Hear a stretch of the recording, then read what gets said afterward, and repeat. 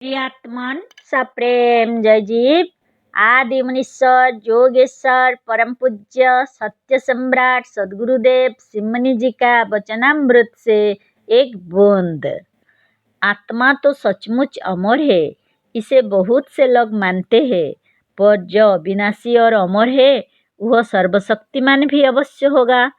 बिना सर्वशक्तिमान हुए कोई अमर और अविनाशी नहीं हो सकता। आत्मा अमर और सर्वशक्तिमान है तो क्या शरीर मर्त है? कभी नहीं।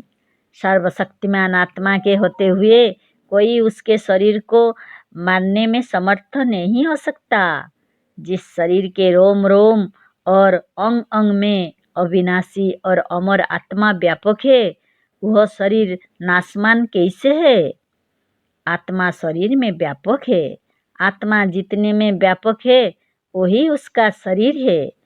ईश्वर या समष्टि आत्मा सारे संसार में व्यापक है, इसीलिए सारा संसार उसका शरीर है। ईश्वर आत्मा है और माया उसका शरीर है। ईश्वर गुणी है और माया संसार या जड़ परमाणु उसका गुण है। गुण गुणी दोनों अनादि और अविनाशी है।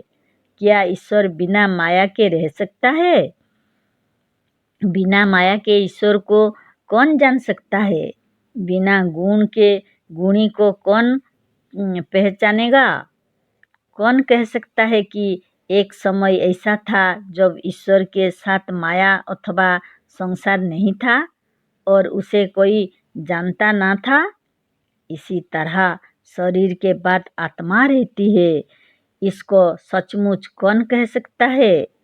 यही कारण है कि आत्मा शरीर को बचाने की इच्छा करती है, और यदि आत्मा इच्छा करती है तो उसे मार कौन सकता है?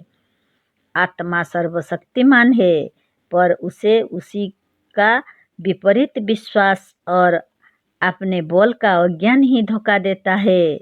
हमें दुनिया में सिवाय हमारे अज्ञान के दूसरा कोई नहीं मार सकता। हम लोगों के सिद्धांतों और आत्मा की राय में फर्क पड़ रहा है।